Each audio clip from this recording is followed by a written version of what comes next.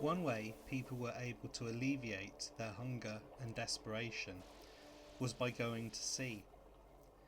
Fishing had been a way of life for untold generations, and each share of the profits from a fishing trip would be divided amongst the boat's owners and crew by prior agreement. It did not take much to transfer this arrangement to privateering vessels. As I mentioned before, privateer raids had occurred across the Channel for centuries and were part of the pattern of life. The French and others would raid our fishing and merchants, and we'd sometimes raid theirs in turn. The wheel turned.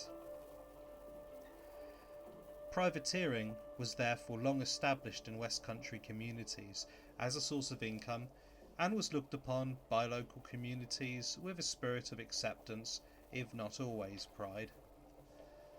The practice was not entirely condemned by the government either, and even if it had been, their ability to stamp out piracy in these parts was lacking.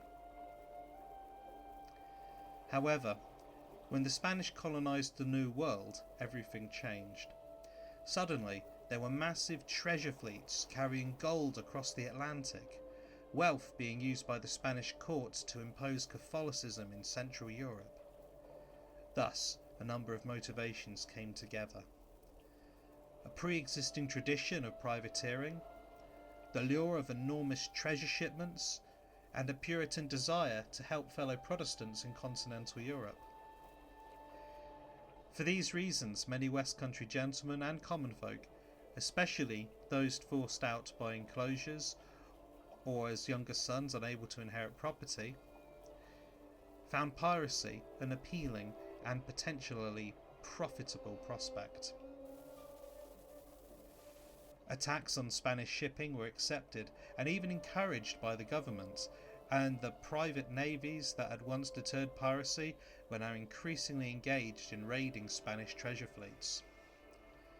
Some even ventured into the Caribbean to attack Spanish settlements directly, seizing whatever plunder they could.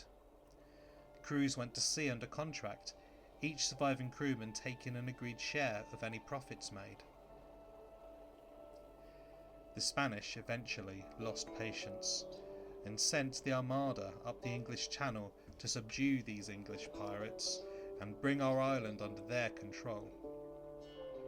Of course, we weren't having that. The West Country coast was on the front line, and our privateers played a massive part in stopping the Spanish Armada. The Spanish did not have a good time of it. Their cumbersome ships, more fitted out for carrying cargo or soldiers than ship-to-ship combat, were outranged and outmanoeuvred by our vessels, armed with long-range cannons. Though the Spanish had more ships, they were steadily picked off in home waters, and by the time they reached Calais, the Armada was highly demoralised. During the battle up the Channel, one of the most powerful of the Spanish ships, San Salvador, was captured and towed back to Weymouth harbour. Taking this ship would have been both militarily significant in removing a key Spanish asset from play, and also would have netted the privateer crews a fortune in reselling the vessel, and prize money. This also makes sense of something which had puzzled me for some time. A 1597 ship register shows a Francis of Weymouth registered to Weymouth harbour, a ship possessing some 57 cannons. How a small town like Weymouth possessed such a powerful vessel puzzled me, until I discovered this story. It is possible the San Salvador was renamed Francis of Weymouth and entered into the registry, a massive win for the town. Another tale from the Armada I know of tells of a Portlander serving as a first officer. During the battle he lured 2 Spanish galleons onto the rocks near Pulpit Rock by pretending his own vessel was about to founder. At the last moment he used his knowledge of a local current called the Race to escape, leaving the Spaniards to destruction.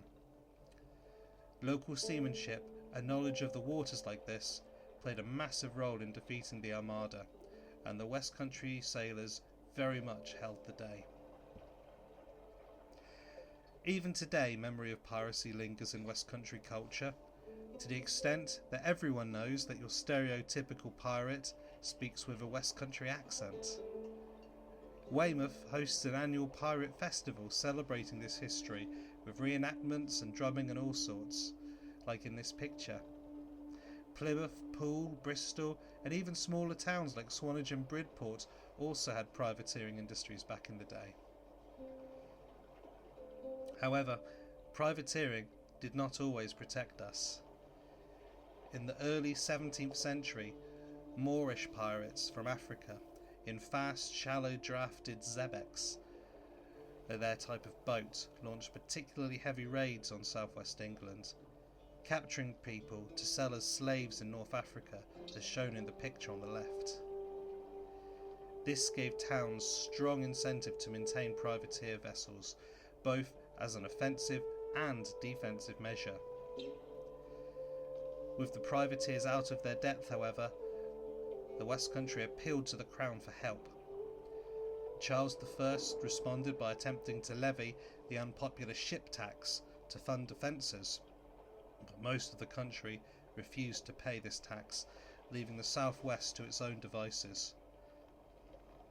Privateering thus remained both a means of defence and a lucrative, if questionable, source of income.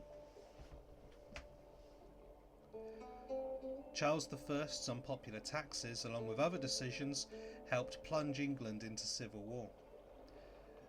The war pitted the extremely Protestant and literate Puritans against Catholics and the religiously indifferent, many of whom tended to be more rural. In the southwest, where literacy was lower and towns fewer, urban centres tended to side with Parliament, while the much bigger rural hinterlands supported the king. Thus, although the county towns declared for Parliament at the war's outset, royalist support quickly overwhelmed them, giving the king strong control of the region. Over time, however, the West Country's lack of industry and manpower, compared to the parliamentary-held south and east, proved fatal. Cromwell's better resourced parliamentary army eventually crushed royalist resistance. The last royalist infantry were defeated at the Battle of Langport. During the social disruption of the Civil War, witchcraft persecution was at its highest. It was the time of Matthew Hopkins, the infamous witchfinder general, fevered accusations and inquisition against the backdrop of a society fraying at the seams. However, witch persecution was far less intense in the southwest than elsewhere, particularly compared to Puritan East Anglia. Prosecutions here were about a tenth the rate of elsewhere, and were largely confined to towns with Puritan influence. By comparison with the rest of the country, the southwest was a relatively tolerant place in a time of religious strife.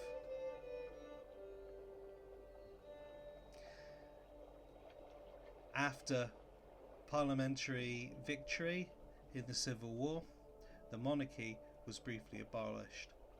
However, Puritan rule proved even more unpopular.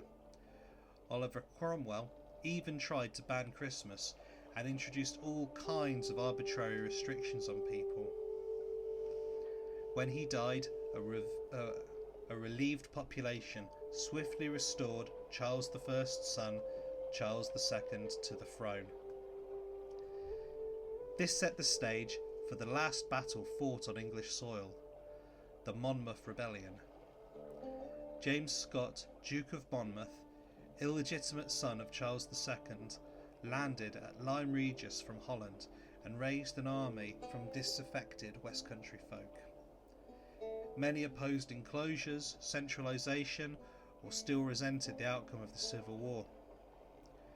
Monmouth's support in Devon, Dorset and Somerset was strong among the common people, but he failed to attract professional soldiers or gentry.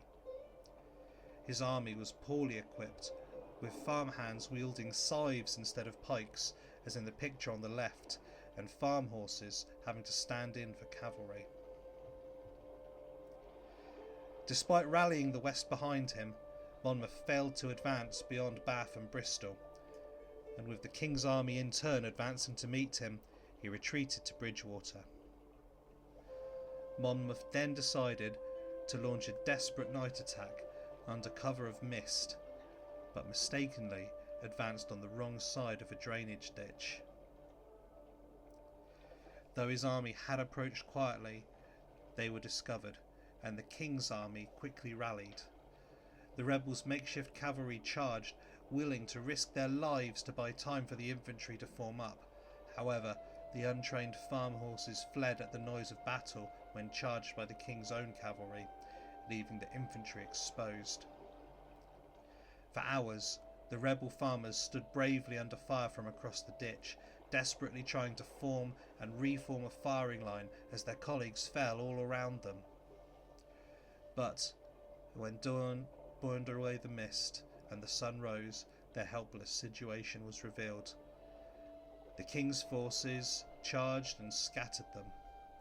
Many were captured and taken to Bristol to be taken on into slavery. They had given their all and held their line in the most horrendous of circumstances until that daybreak. It is thought that over 4,000 rebels were killed, wounded or captured in total after that engagement. One of my own relatives fought there, and my Uncle John has told me that stories of that fateful night and terrible dawn were passed down in our family even into his own childhood. For the southwest, Weston's-Oiland is our Alamo. A monument stands there today, a testament to all who fought, who were doing right as they gave it. The Duke of Monmouth was immensely popular in the southwest even after the battle. But finding out about him, I cannot get over the fact that he himself fled as soon as the army's cover was blown. An aristocrat from elsewhere running away and leaving his men to die in their hundreds to cover his escape. He was captured and executed in London. What came afterwards, however, was to leave a mark just as great as the battle, perhaps in some ways even greater. The Bloody Assizes. After the Battle of Weston's-Oiland, the King sent to the West Country one Judge Jeffreys, a brutal man with instructions to punish any surviving rebels. Jeffreys conducted cruel show trials across our region. Those accused rebels who came before him had no chance of acquittal, only punishment or death. One infamous tale from Dorchester tells of a woman who begged Jeffreys to spare her brother. He demanded her company for the night, and in the morning asked her to open the curtains outside of their room. As she opened the curtains, she saw her brother hanging outside, and when she turned, saw Jeffreys laughing at her. His cruelty earned him hatred for generations, and it was said that locals would spit on the ground at the mention of his name for decades after the assizes themselves. All in all these events over the centuries had given the Southwest a reputation for being somewhat rebellious, not very rule-abiding, self-reliant and hard to govern. Forced to defend ourselves when wider England would not help us, our region had grown to lean on privateering and our own traditions. But after the Monmouth Rebellion, the government had had enough. Authority was imposed with increasing success, bringing our region more firmly under government control.